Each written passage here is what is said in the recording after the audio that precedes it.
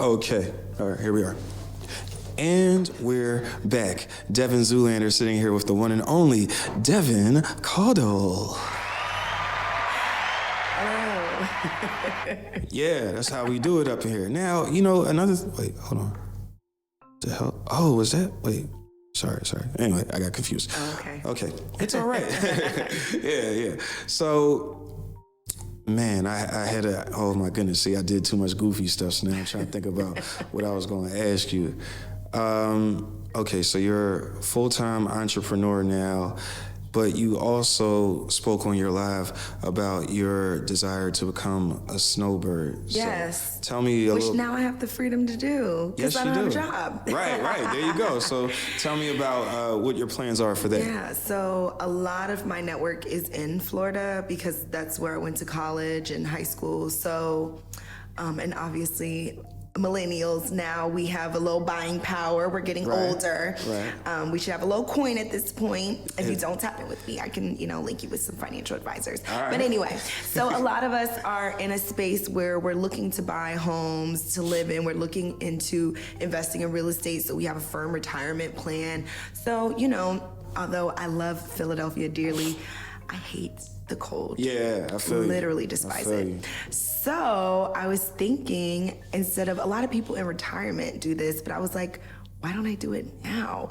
Like, there's a ton of people who are retired who are snowbirds. So that means like around Thanksgiving through like maybe Valentine's Day, right? Mm-hmm. They are down south, or they're in the Caribbean, or they're in Mexico. They're these places where the climate is warmer, and then they go back home to their main residence the rest of the year. Yeah.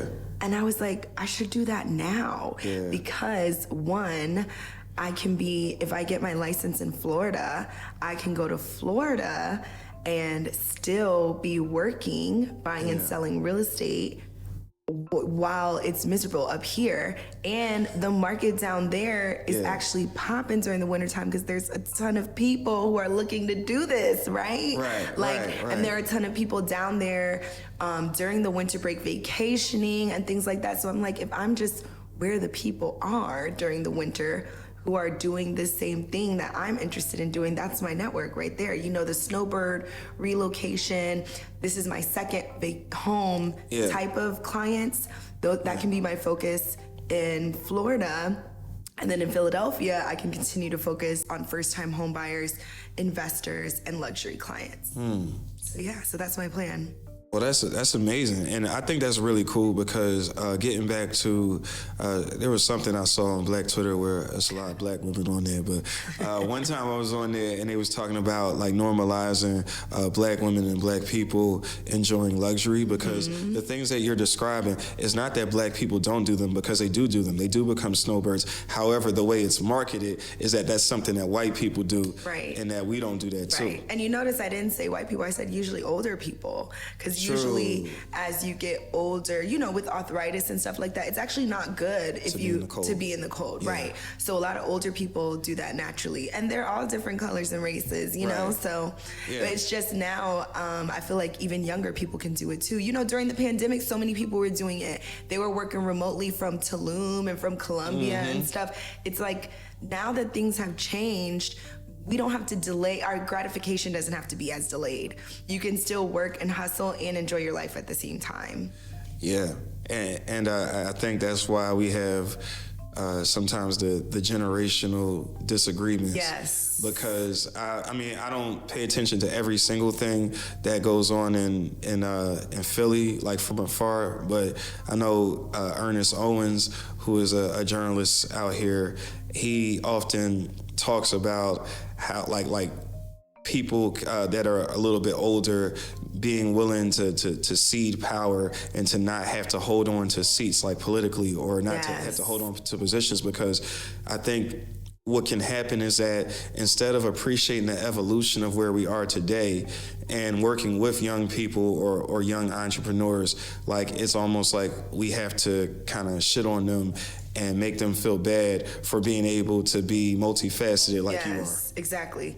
Like, why? Just because you couldn't have it all doesn't mean someone else can't. And it also doesn't mean, instead of maybe being jealous of it, you should be encouraging. Yeah. You know, I think when I hear stuff like that, I think a lot about the queer, like LGBT community, how a lot of people are like, oh, you know, they have they're always trying to pin, for some reason, Black rights against LGBTQ rights. And I have no idea why, as if there's not any overlap. But anyway, everybody's always like, oh, they have so many rights and we don't have any. It's like, okay, instead of being jealous, you should applaud the fact that there's some sort of change happening, right? And then like use those same laws, use the case law to try to get the rights that you're seeking pushed forward. Because that's what law is. It's, you look at the case law, what the precedents are that have been set. So like, instead of being against these people, you need to be getting the tea from the attorneys that they're using on what type of cases that they used to create these new laws that they're getting passed to get the things that you feel passionate about and think should get passed done. You know, like there's so much wasted energy in trying to dictate other people's lives and trying to tell other people how hard you used to have it. Like, telling your story is very important, but there's a fine line between telling your struggle story and like trying to make other people feel guilty for the privileges that they now have. Right. It often makes me think about on the Cosby Show when Bill Cosby or Heathcliff Huxtable, where he would infamously talk about how hard he used to have it as far as going to school, and it becomes this thing. And even Kanye recently, in a song he did with Game and with Hit Boy, where he's kind of talking about his kids and why he moved, which, you know, we're not gonna get into all that, but why he moved right across the street from her and Pete Davidson, and he's calling his kids like unruly, and he's saying like, you know, y'all spoiled and stuff like that. But it's almost like this thing. And then when you think about the concept of, okay, when you turn 18, kicking black kids out of the house, as if an 18-year-old is fully equipped to do what because you're still learning at your age. I'm still learning at my age, but we say that we got to kick people out. So I think what I'm seeing, to bring it back to you, is that it just seems like there is this thing where even giving your children spankings, it seems like I have to make you tough. I have to like haze you. I have to berate you. Because they're going to do it to you. So like, let me keep doing that, and it doesn't help anything. And also, I don't think a lot of people have leadership skills and emotional intelligence. No. Because everyone doesn't learn like that. Yeah. There are some people who that's their learning style, who you do need to kind of give them a sneak peek and a teaser of the harsh realities of world for them to actually get it. But there's other people where you can just let them read and watch movies about it and they get it right away. You know what I'm saying?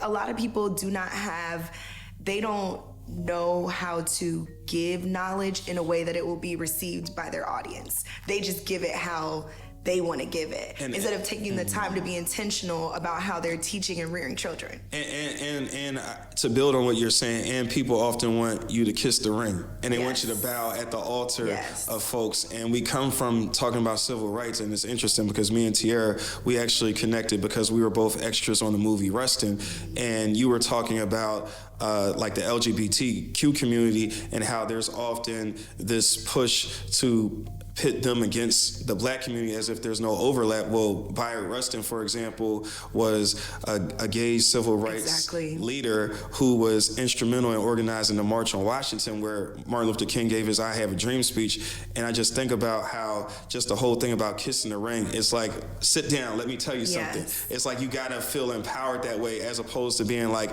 let me tell you something. Because you know what it reminds me of? It reminds me of when I play a song for my dad. I got this playlist called Pop's Playlist, and we'll be riding around, and I'm like heavily into samples. So if I hear like Kanye or whoever sampled a song from back in the 70s, like Curtis Mayfield, I'll be like, yo, Dad, check this out. And he'll be like, yeah, I don't know this one. And I'll be like, you don't know this? He'll be like, yeah, but I wasn't there, to your point, I wasn't there in the era, but I'm still able to talk about the era because I educated myself. Right. Exactly. So we got to stop making people try to kiss the ring just because they're younger. Yeah, I like that term. Yeah, that's a good point. And a lot of our disruptors in society have been the people who, you know, had, I guess, I don't want to say like the least to lose, but they were the most underrepresented, right? They were young They were queer. They were, you know what I mean? They were kind of, they've always been the disruptors of society. Yeah. So it's like weird when you're mad that these same people are getting rights. It's like those are the people who are always pushing progress forward. So it's like, we need to protect them at all costs. Right. You know? There's like that quote about polite women seldom make history or something like that. Yeah. Well-behaved women seldom make history. Exactly. Yeah. Right. Yeah. That's the quote. Exactly. It's always women. It's always the youth. It's always the queer community. The gay community that's pushing us forward all the time. Right. So it's like, why are the youth and the gay community and women always the most marginalized and the ones with the least rights when they're the ones pushing our society forward all the time? Definitely, because when I think what it is too is that because when I think about, so take social media apps for example, like we talk about Black Twitter, but when I say Black Twitter, even though it's for Black people, I'm thinking like a Black queer community and Black women specifically, because they are the groups by and large that influence the way that we talk, the clothing that we wear. We just, Virgil Abloh, I'm not saying that he's part of the community, but I'm saying like when you look at like the way that how influential they are. And I think even though people can have their issues like with a Lil Nas X, for example, I think when I look at someone like that, I think what he understands is that he's leaning into something that he used to get, like, we don't know if he had suicidal thoughts, getting bullied and all that kind of stuff. So now that people are profiting off of it, it's almost like women taking over their sexual agency and doing what they want, and people being mad because it's like, we can't control it anymore. Right. Y'all have told gay people they were going to hell forever. Right. So now when Lil Nas X slides down a stripper pole to give the devil a lap dance, all of a sudden there's a problem. I thought he was going to hell. Yeah. Like, what? You know what I mean? Exactly. They're just mad because they can't control you anymore by shaming you. Shame, oh my God, shame breeds so much control over people. When you're not ashamed, nobody can control you. No, they can't, and people hate that, and that's why. Not to keep referencing Kanye, but I even think about if you love Kanye, it's okay. I am artistically, I'm a fan, but I also feel like for him. Obviously, him being narcissistic, all these different words, we know what he is. He's flawed. I recognize I'm flawed as well. And I think even for him, even though he picked the wrong horse to hitch his wagon to as far as Donald Trump, I think what he might have seen in the Donald Trump is the ability to speak without consequence and the ability to be yourself. It's just that he went in the wrong direction as far as who he's aligning himself with. But I think that getting back to communities that are marginalized and having to feel to do things is almost like living out loud is not just, it's something that has to do, I think, with the LGBTQ community, but living out loud as far as a general way of life is you saying that, this job is soul sucking. It's not doing anything for me anymore. I need to devote my energy into what I love to do, because what I really want to do is give back to the people. But over here, I'm working with you, and if I'm not right because my relationship with my direct supervisor is sour, then I'm not going to be any good to anybody that I try to serve. Exactly. Yeah, so, well, I know that you got to go, so what I would just say is I really appreciate you. I really appreciate you sitting down and taking the time to do this conversation with me, just because you have a lot of knowledge, and I like your style, because no matter, it's like that line from If by Rudyard Kipling, where he says, if you can walk with kings but never lose the common touch. So it's almost like no matter how high up you go, no matter what rooms you're in, there's always going to be Devon Caudle from Philly, went to school in Florida, the HBCU connection. Like, you wear all of that with you, and I never feel like you're being, obviously we, in different scenarios, we are maybe a modified versions of ourselves, but you're never like a false or starkly different version of yourself. So I appreciate your authenticity. I appreciate that too. Thank you. You're welcome. For noticing that. I do try to be really intentional about showing up authentically, but also like the appropriate version of what authentic is, I know what I wanted to ask you before we leave. It escaped me earlier. So another thing I noticed on your live is you kind of talked about Dev the real estate John and branding and going by Devon Caudle. So and we'll give it like maybe 2 minutes or 60 seconds. Could you just tell me about what went into you wanting to rebrand? Sure. Yeah, a conversation with a friend and colleague. I'm a lifelong learner. I always love to hear other people's opinions. And so me as a real estate agent, I am looking to work with more luxury clients because I need to build capital right now at this point in my entrepreneurship journey. So obviously every house transaction is the same. The only thing that's different is the price point. So if I want to make more money, I need to work on giving just as much of a quality experience to people in a higher price point. So with that, a friend of mine he's older, he's more established, he suggested that I rebrand my name, not my page. He was like, your page is aesthetically pleasing, it looks great, it's giving luxury, it's giving knowledgeable, all of that. He's like, but Dev, the real estate joint is very niche. Yes, and that's a good way to say it. Right, and so I was like, well, I'll just use my name. People do business with people that they like. So I was like, let me just rebrand myself. Devon Caudle. Need to know my name and how to pronounce it too, because I hate when people call me Devon. So I feel like now, it's a struggle. Yeah. So I feel like now that I'm putting my name out there more, my real name, it just speaks to where I'm going. Right. And I think, and just to lastly, I think what is really important is I think there's pressure on people take like yourself, people that have, reach a certain level in the corporate world. I don't know why I was doing that, but I've been having issues with it, but reach a certain level in the corporate world, or you get these, you close on these different deals for your clients and stuff like that. You've had some success in your career, but I think that just this whole duality of trying to move forward and trying to elevate professionally, but also not saying that you had to be, just to remind y'all, I'm Black, but I could see how if someone is being short-sighted or they're looking to, I hate, saying crabs in a barrel, but it's kind of like, I could see someone being like, oh, so you're not the real estate John anymore? I like that, and might not understand where you're trying to go and how I'm still Black, I'm still y'all, I still do business with the hood, like all that kind of stuff, I'm still there. It's just that in order for me to get to where I ultimately want to get to so I can always continue to thrive and pass information down to you all, I need to do this for myself. So how do you do that? Yeah, and I would say to that, it's not even it's more than a name change, right? It's more like in all aspects, I'm betting on myself. I'm putting all my energy into myself. All I did was change my page to my real name. So it's more like, yes, it just happens to be more palatable to a lot of different communities. However, it more so serves me. When people Google me, they see my whole professional repertoire. You know what I'm saying? It's me really, really betting on myself and putting all that energy into myself. The word of 2022 for me is self. That was something that they asked us to do in the Black Girl Ventures Incubator. They were like, what's the word for 2022 minus self? Self. Okay, well that works. And this is wonderful. So what I'm going to do right here is get ready to kind of close this out real quick. Okay. So let me get a little romantic. I'm just playing. Let's do this real quick. Okay, here we go. Give me something real quick. All right, there it is. All right. Okay. Oh, my camera cut off.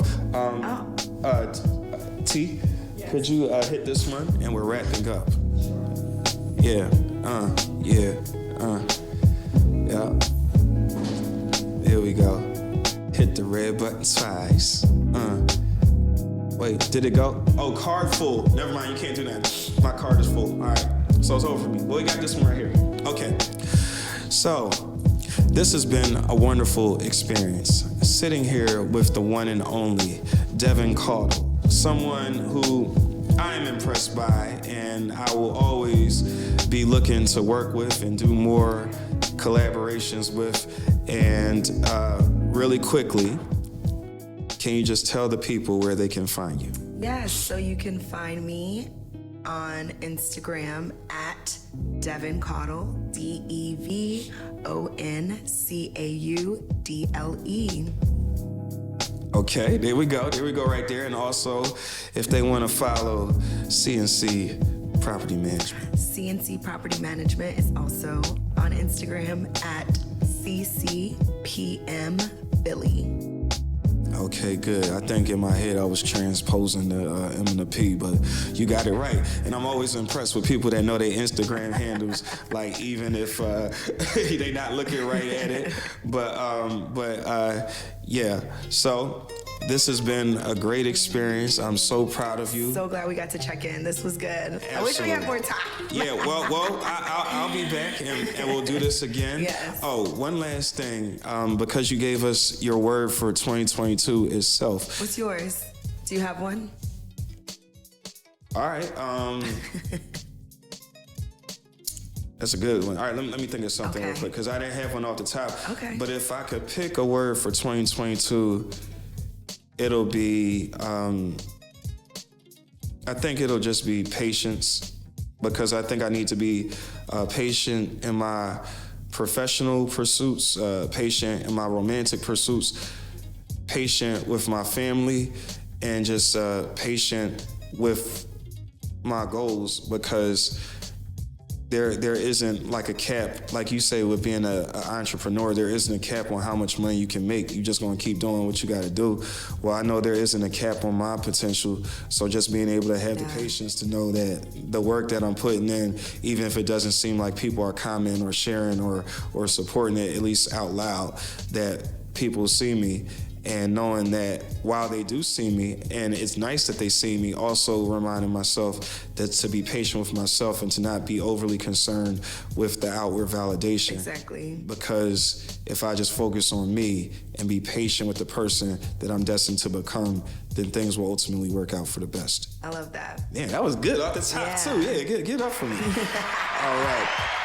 Stop that. Okay, well, this has been, that one cut off, whatever. All right, well, we got this. All right, well, this has been another episode of Devon Zoolander Show with my homie Devon Caudle. Thank you very much, and remember, stay moisturized and mind your business. That's right, just mind your business. All right, peace.